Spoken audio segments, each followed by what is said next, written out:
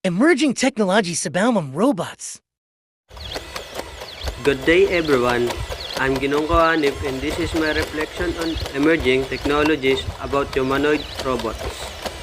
A humanoid robot is a robot resembling the human body in shape that designed maybe for functional purposes such as interacting with human tools and environments, for experimental purposes such as the study of bipedal locomotion, or for other purposes. Parts of robot example.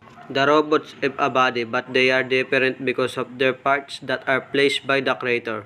But it is possible that their emotions are the same as ours because they have a monitor so they can move whatever they want and say whatever they want.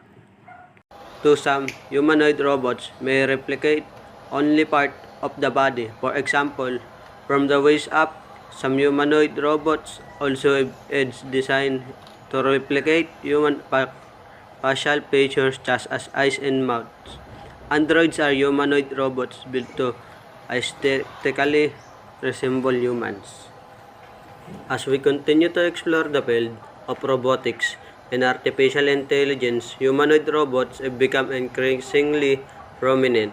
These robots are designed to resemble humans in their physical appearance and behaviors, but they possess advanced capabilities and functions that go beyond what humans can do.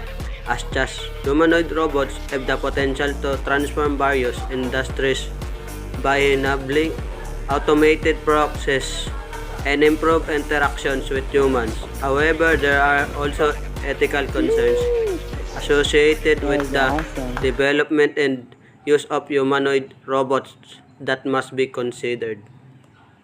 Thank you. I hope you learn about emerging technologies. About humanoid robots.